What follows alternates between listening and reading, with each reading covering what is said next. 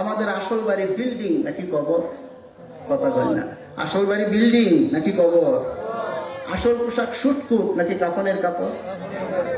ওয়াজ কিন্তু 1 ঘন্টা ওয়াজ হয়ে গেছে। যদি মানেন এইটুকুই যথেষ্ট। মুনাজাত দিয়ে দিলে আপত্তি নাই, কিন্তু মানতেন না, এই জন্য আরো কথা বলতে।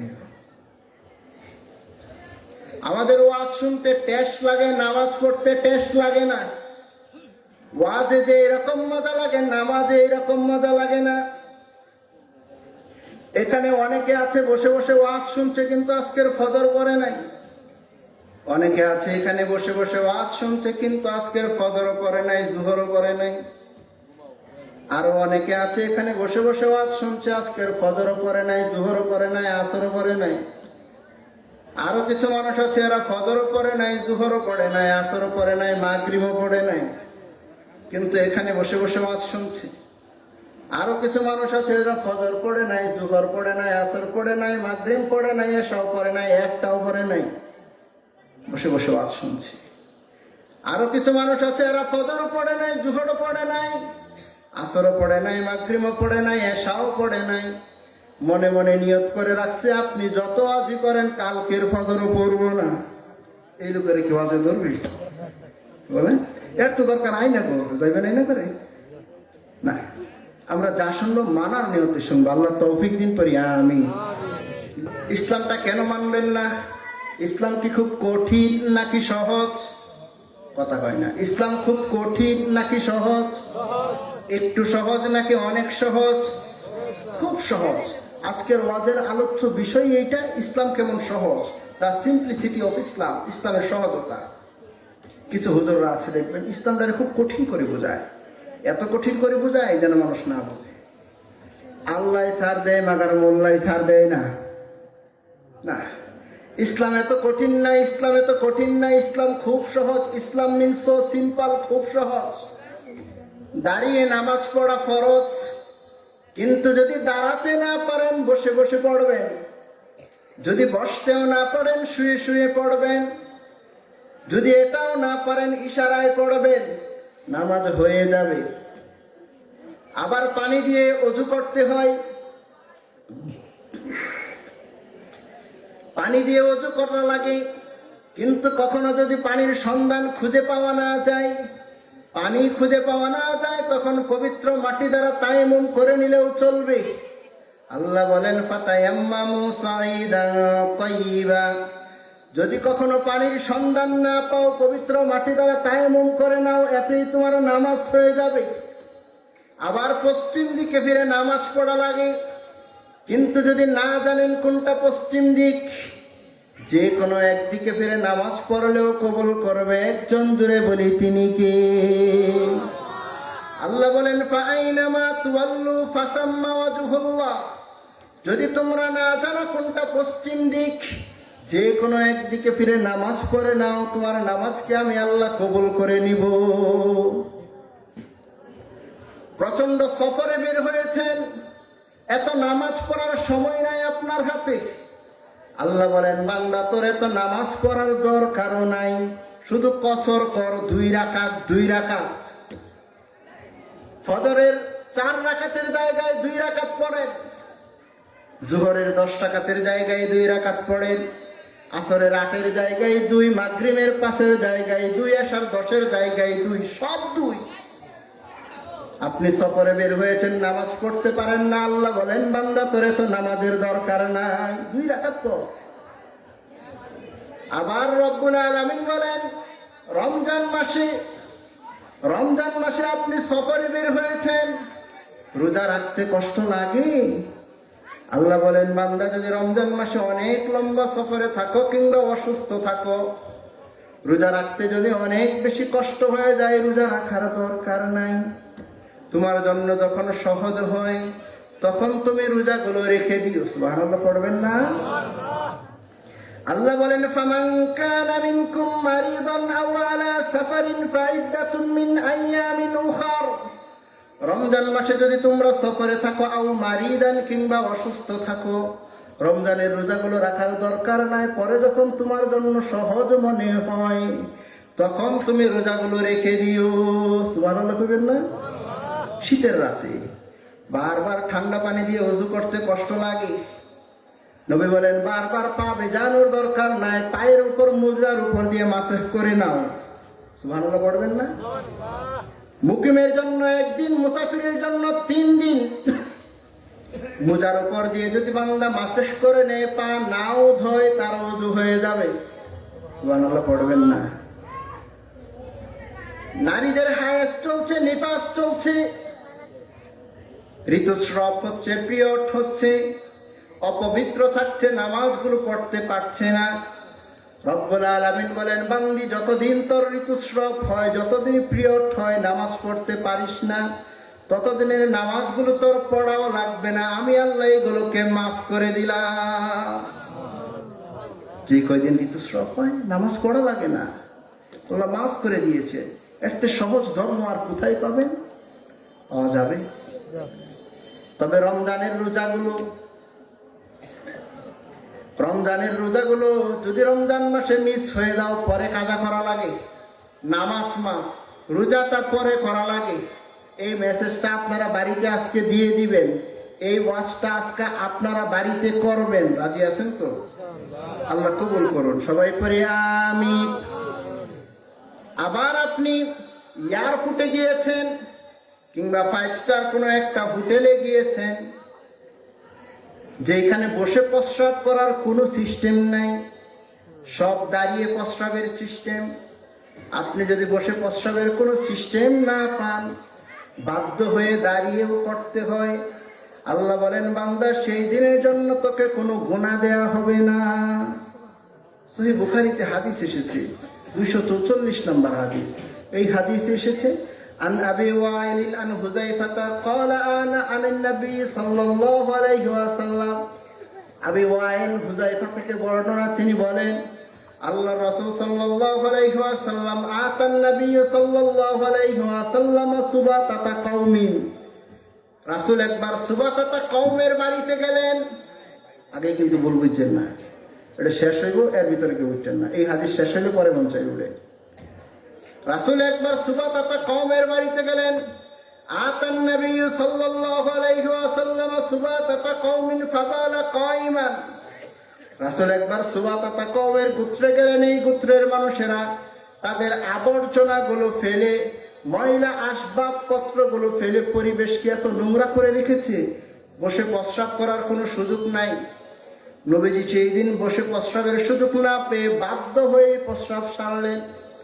তবে রাসূল এটা জীবনে একবার করেছেন, উম্মতকে শিখিয়ে গেলেন কখনো যদি আমার মতো এরকম মুসিবতে পড়ে যাও, আমার মতো এরকম বিপদে পড়ে যাও, বসে প্রস্রাব করার জায়গা খুঁজে না পাও, দাঁড়িয়েও করতে হয়, সেই দিন তোমাকে গুনাহ দেয়া হবে না।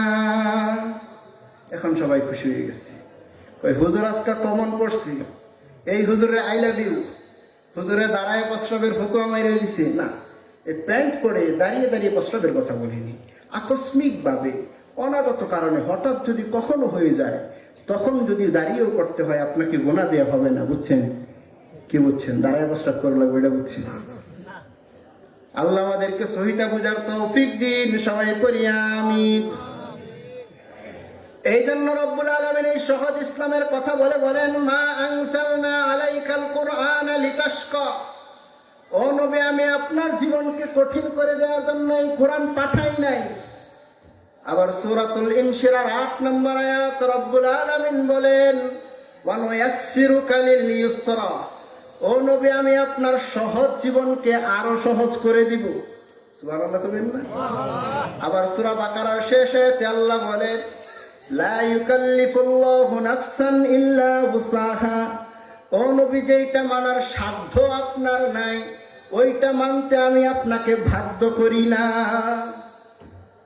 যেটা মানা আপনার জন্য কঠিন, ওইটা মানা দরকার নাই, সহজটা মানেন।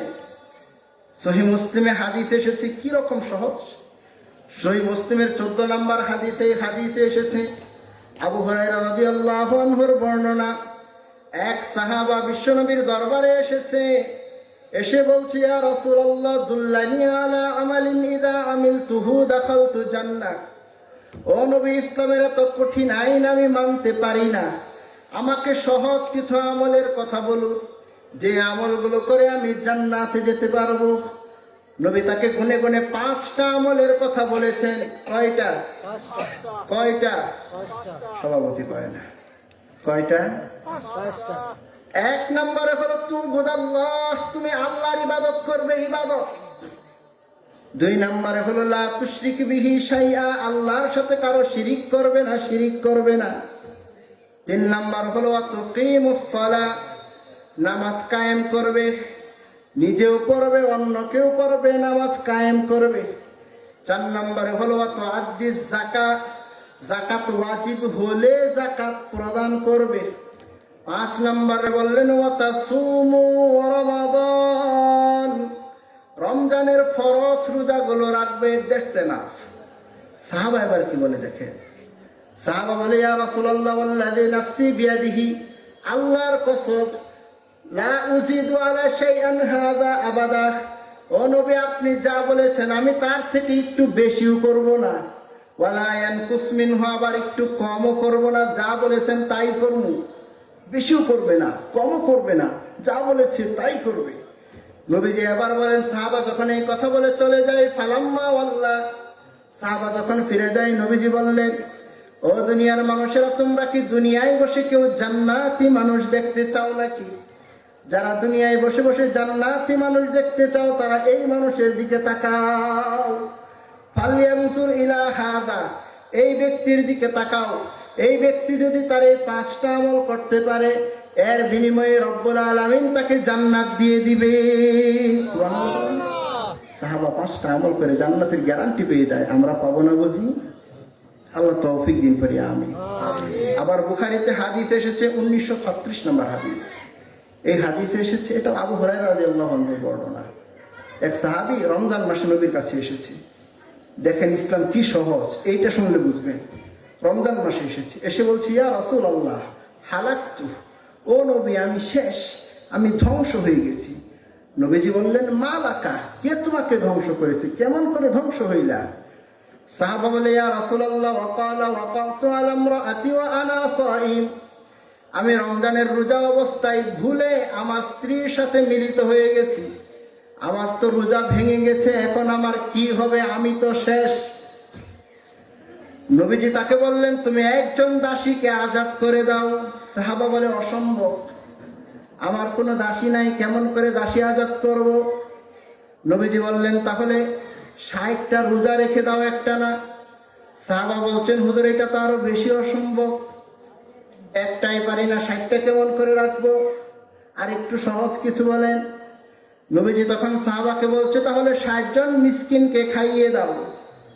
সাহাবা বলছে হুজুর এইটাও পারবো না। নবীজি এখন আর সাহাবাকে কিছু বলে না, সাহাবা নবীজির মজলিসে বসে রইলেন। একটু পরে এক ব্যক্তি নবীজির কাছে 1 ঝুড়ি খেজুর এনেছে। নবী খেজুরটা নিলেন, খেজুরটা নিয়ে প্রশ্ন করলেন আইনা সাইল, ওই রমজানের প্রশ্ন জিজ্ঞাসা করেছিল, ওই প্রশ্নকারী কোথায়? সাহাবা বলছে হুজুর আনা, আমি তো এখানে আছি। নবীজি বললেন খুযহা, এই খেজুরগুলো নিয়ে যাও, তাসাদদাকা বিহি, মানুষের মাঝে দান করে দাও, এইটাই হলো তোমার রোজা ভাঙার কাফারা। সাহাবা এবার কি বলে দেখে। সাহাবা বলে হুজুর আলাইয়া আফতারু মিন্নি, এটাকে আমি আমার চেয়ে গরিব কাউরে দান করব? নবীজি বললেন হ্যাঁ। সাহাবা বলে হুজুর মদিনায় আমার চেয়ে গরিব আর কেউ নাই, আমি নিজেই সবচেয়ে বেশি গরিব, সুতরাং আমারে দিয়ে দেন, আমি এই খেজুরগুলো খাইয়া ফেলি। নবীজি হেসে দিলেন। হাদিস এসেছে ফাদাহিকা নবী সাল্লাল্লাহু আলাইহি ওয়াসাল্লাম হাত্তা বাদাত আনিয়াবুহু, নবীজি হেসে দিলেন আর তাকে বললেন আতইমহু, যাও তুমি এই খেজুরগুলো খেয়ে ফেলো। কই তার রোজা রাখা লাগে, কই তার মানুষকে খাওয়ানো লাগে, কই তার দাসী আজাদ করা লাগে, সামর্থ্য নাই, সাধ্য নাই। আল্লাহর নবী সহজ করেছেন, সহজ করেছেন, সহজ করেছেন। সুবহানাল্লাহ বলবেন না? এই জন্য ইসলামটা বড্ড সহজ। ইসলামের মতো এত সহজ ধর্ম আর কোথাও খুঁজে পাবেন না। আবার ইসলাম ধর্ম সহজ বলে এত সহজ না। কোন একজন মানুষের হক নষ্ট করে আল্লাহর কাছে মাফ চাইবেন আর আল্লাহ মাফ করে দিবে, এত সহজ না। কারো জিনিস চুরি করে আল্লাহর কাছে মাফ চাইবেন আর আল্লাহ মাফ করে দিবে, এত সহজ না। কারো বাড়িতে ডাকাতি করে আল্লাহর কাছে মাফ চাইবেন আর আল্লাহ মাফ করে দিবে, এত সহজ না। কাউকে হত্যা করে মাফ চাইবেন, আল্লাহ মাফ করে দিবে, এত সহজ না। কোন নারীকে ধর্ষণ করে আল্লাহর কাছে মাফ চাইবেন আর আল্লাহ মাফ করে দিবে, এত সহজ না। মা বাবাকে ঘর থেকে বের করে দিয়ে মক্কা শরীফ দিয়ে হজ করবেন আর আল্লাহ মাফ করে দিবে, এত সহজ ইসলাম না। ইসলাম সহজ, তবে এত সহজ না। কারো জমি দখল করে ভোগ করবেন, কারো জমি দখল করে নিবেন আর আল্লাহর কাছে মাফ চাইবেন, আল্লাহ মাফ করে দিবে, এত সহজ না। সহজ, তবে এত সহজ না। যেই ব্যক্তির জিনিস চুরি করেছেন ওইটা তাকে ফিরিয়ে দেওয়া লাগবে। যেই ব্যক্তির বাড়িতে ডাকাতি করেছেন ডাকাতির মালগুলো ফিরিয়ে দেওয়া লাগবে। যে নারীকে দর্শন করেছেন তার পায়ে পড়ে মাফ চাওয়া লাগবে। বাবাকে ঘর থেকে বের করে দিয়েছেন, বাবাকে ঘরে তুলে পায়ে ধরে মাফ চাওয়া লাগবে। কারো জমি ভোগ করেছেন, জমি তার কাছে ফিরিয়ে দেওয়া লাগবে। কোন মানুষ যদি এইটুকু না করে, আল্লাহ বলেন দুইটা হক আছে পৃথিবীতে, একটা হকুল্লাহ আল্লাহর হক, আর একটা হকুল ইবাদ বান্দার হক। বান্দা যদি আল্লাহর হক নষ্ট করে আল্লাহ মাফ করে দেয়, কিন্তু কোন মানুষের হক নষ্ট করলে ওই বান্দার ক্ষতিপূরণ না দিলে একজন মাফ করে না। জুড়ে বলি তিনি কে? কোন মানুষ যদি কোন মানুষের হক নষ্ট করে, চুরি করে, ধর্ষণ করে, খুন করে, ওই ব্যক্তির থেকে মাফ নেওয়া লাগবে। ব্যক্তি যদি মাফ না করে, আল্লাহ বলেন এই মাফ করার অধিকার আমি আল্লাহ নিজেও রাখি না, এটা বান্দার কাছে দিয়ে রেখেছি। আলেমুনা আছে, উলামা আছে, জিজ্ঞাসা করে। ইসলাম সহজ, তবে এত সহজ না। আবার আপনি মরে যাওয়ার সময় যখন রূহ বের হয়ে যায়, আজরাইল যখন জান কবজ করে, তখন যদি বলেন আমি সব পাপ, আমি তওবা করলাম, আর আল্লাহ আপনারে মাফ করে দিবে, এত সহজ ইসলাম না। সময় থাকতে তওবা করা লাগবে। আপনারা কি জানেন যখন ফেরাউনকে নীল নদী চুবিয়ে চুবিয়ে মারা হয়, ফেরাউনও বলেছিল আমি ঈমান আনলাম। কোরআনে এসেছে ফেরাউন বলেছে ওয়া আনা মিনাল মুসলিমিন, আল্লাহ আমি মুসলমান হয়ে গেলাম। ফেরাউন নেই বলে মুসলমান, আমরা তো কই। ফেরাউন বলেছিল আল্লাহ আমি ঈমান আনলাম। আল্লাহ বললেন আল আন, এখন তোমার সময় হয়েছে, এখন তোমার সময় হয়েছে। সারা জীবন তুমি আমার বিরোধিতা করলা, জীবনের একটা সময় থাকতে যদি, একদিন থাকতে যদি তুমি আমার কাছে মাফ চাইতে, ফেরাউন না তরেও আমি মাফ করে দিতাম। কিন্তু যখন মৃত্যুর ঘর করা শুরু হয়ে গেছে, তখন মাফ চাইলেও আর মাফ করা হবে না। হাদিসে এসেছে দুইটা সময় বান্দা যতই মাফ চাক, যতই তওবা করুক, তার তওবা কবুল করা হবে না। একটা হলো হাত্তা তাতমা শামসু মিন মাগরিবিহা, সূর্য যখন পশ্চিম দিক থেকে উদিত হয়ে যাবে, তখন যদি, এখন তো সারা জীবন সূর্য দেখেন পূর্ব দিক দিয়ে উঠে, কিন্তু কিয়ামতের আগে এমন একটা দিন আসবে যেই দিন সূর্য আর পূর্ব দিক দিয়ে উঠবে না, উঠবে পশ্চিম দিক দিয়ে। যেই দিন এই পশ্চিম দিক দিয়ে সূর্য উদিত হয়ে যাবে, ওই দিন থেকে দুনিয়ায় আর কারো তওবা কবুল করা হবে না। 2 নম্বর হলো বাদাল গরগরা, মানুষের যখন মৃত্যুর গরগরা শুরু হয়ে যায়, তখন সে যতই তওবা করুক, তার তওবাগুলো আর কবুল করা হয় না, আর কবুল হয় না। এই ফেরাউন গরগরার সময় তওবা করেছিল, কবুল হয় না। ইসলাম খুব সহজ, কিন্তু সময় থাকতে ফিরে আসা লাগবে। আল্লাহ কবুল করুন, বলি আমিন। ইসলাম ধর্মে যেই রকম রোজা আছে, অন্যান্য ধর্মেও রোজা আছে। হিন্দু ধর্মেও রোজা আছে, তাদের একটানা 3 দিন না খেয়ে থাকা লাগে। দেখেন ইসলাম কেমন সহজ আর অন্য ধর্মগুলো কেমন কঠিন, একটু দেখেন। হিন্দু ধর্মে একটানা 3 দিন পর্যন্ত না খেয়ে থাকা লাগে, এটারে তারা বলে উপবাস। আবার একজন হিন্দুকে ভালো হিন্দু হতে গেলে গোমূত্র পান করা লাগে, মানে গরুর মুত খাওয়া লাগে। হিন্দু ধর্মের প্রতি শ্রদ্ধা নিয়েই বলছি, হিন্দু হতে গেলে পাড়া খাওয়া লাগে, পাড়া। মানুষগুলো মারা যাওয়ার পর তার দেহটাকে আগুন দিয়ে জেলে পুড়ে ভস্ম করে দিতে হয়। হিন্দু মহিলারা যখন বিয়ে হয়ে যায়, বাপের বাড়িতে তারা আর কোনো সম্পত্তির ভাগ পায় না। অন্য সব ধর্মগুলো কত কঠিন, আর ইসলামের আইনগুলো কত সহজ, একটু আগে তো বললামই। এই জন্য বলবেন যে হুজুর ইসলাম ছাড়া অন্য ধর্ম কি সহজ কিছুই নাই? অন্য ধর্মে কি ভালো কোনো বিধান নাই? আছে, কিন্তু মানা যাবে না। অন্য ধর্মে যত ভালো বিধানই থাকুক, কিন্তু মানা যাবে না। বলবেন গায়ের জোরে কথা কন, মানা যাবে না কেন? ভালো থাকলে না, মানা যাবে না।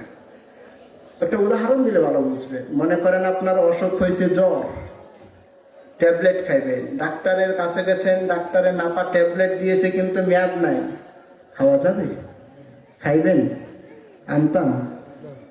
খাওয়া যাবে না।